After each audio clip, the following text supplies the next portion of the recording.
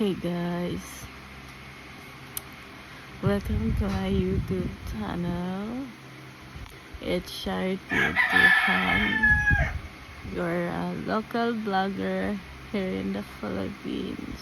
So, as you can see guys, ang aking eyes ay namumugto. Why?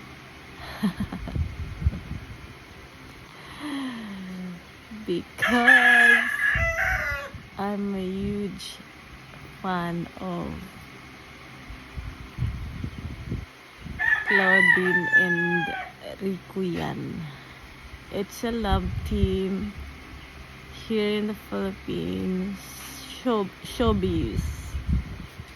But Rico Yan died, I think 20 years ago already.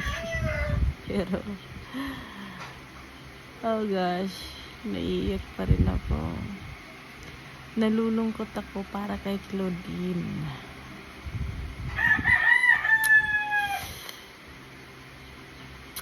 It's so sayang guys, super sayang that Claudine and Rico didn't had a chance to be together forever. Ang sarap nilang tingnan kung gaano kasaya nilang tingnan, ganun din kalungkot isipin na there's a love story that are both in love with each other, but they didn't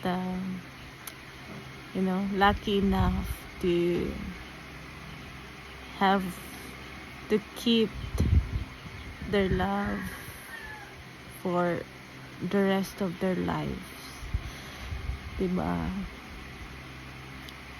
That's so sad. I remember Claudine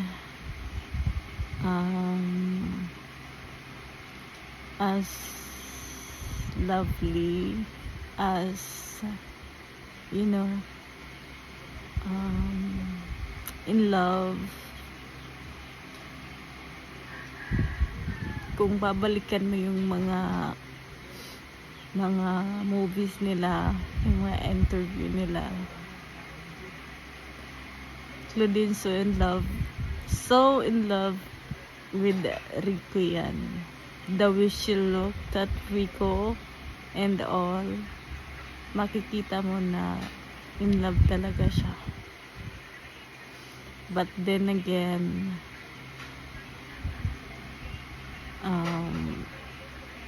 as normal people guys, they experience also conflict about their relationship. So as normal people, nagkaka-problema din sila sa kanilang relasyon.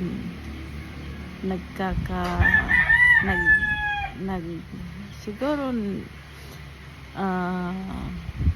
minsan di rin sila nagkakaintindihan like everybody else, like every relationship out there. But it's just sad that Rico died in a very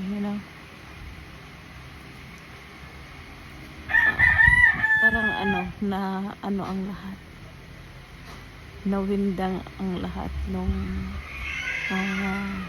when they found out that Rico died in his room during his vacation in Subic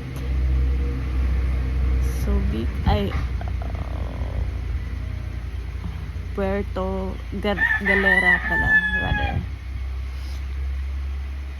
Only Claudine and her family was in Subic, but Rico was in Puerto Galera. then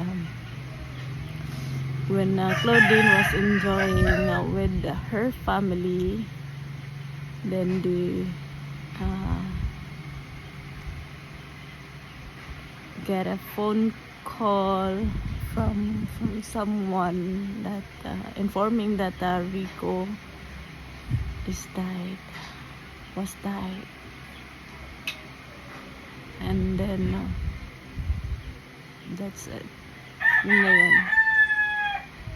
From then, Claudine like cried the whole time. Every time she had an interview, she always cried. Makikita mo yung lungkot talaga ni Claudine nung pumanaw si Rico. But then years after that, Claudine, as what she mentioned on her interview, she was so sad. Like some part of her died also. Claudine was so lonely, so kawawa talaga. Kung pwede lang, Claudine, if I can just send my warm, huge hug for you. Sending Claudine or warm hugs for you, Claudine. Your fun and Rico's fun from the beginning up until now. I still cried dahil Rico died at hindi na kailanman babalik pa. Ay nako, super lungkot. And up until now, Claudine always remember Rico yan, and even celebrate his birthday every year. Kahit tingnan niyo yung Instagram account niya, for the past few years, after Rico died, after pala nung hiwalay na sila ni Rimar, dahil sabi ni Claudine na she's still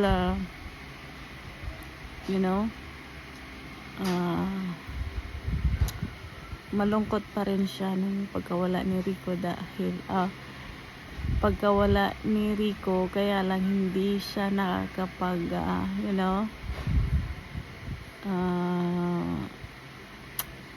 hindi niya magawang ipakita sa publiko, lalo na at yung time na yon ay meron siyang asawa. So sabi niya, respect na rin po sa kanyang asawa at that time.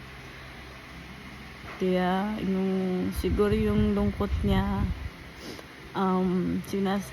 parang kinikip niya na lang sa sarili niya.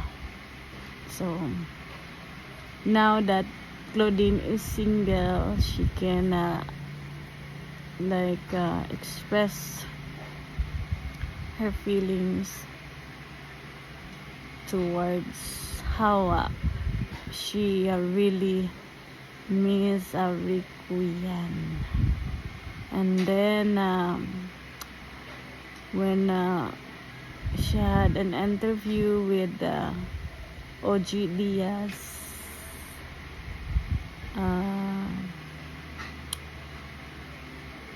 nung mga nakaraang araw, sabi niya last na daw yun na pag-uusapan niya si Rico, which is tama din namang desisyon. Parang lahat kasi nung pagmamahal na meron si Claudine kay Rico. Parang naibuhos niya na. Parang kulang na lang yung buong sarili niya ialay niya kay Rico. Kawawa din naman, 'di ba? Kawawa si Claudine. Namatay si Rico, kasama din namatay yung puso't kaluluwa niya, 'di ba? Ang sakit, guys. Nasaktan din ako para kay Claudine. And we're praying for you, Claudine. I hope you find your peace, your love, your happiness.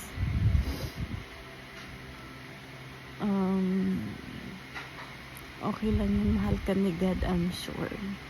May mga anak ka na mamahalin ka.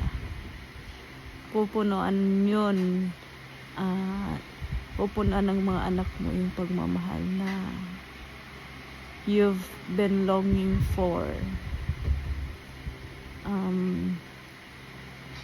We all know that Rico, kahit na wala na siya, sabi niya nga sa isang interview, di ba, yung last part na interview niyo, sinabi niya na he is an angel for you. So Rico is just around, hindi lang natin nakikita. So always remember that, Claudine. We love you so much. You're number one fan here in Surigao. Okay, Claudine. Be happy always. Be strong, and you're still beautiful. And super kind. We love you very much, Claudine. It's not Subic where Rico found dead in his room. Again, it's not Subic, it's not Puerto Galera, but Palawan, guys, for your information. Kinokorek ko yung sarili ko dahil ako po ay nagkamali.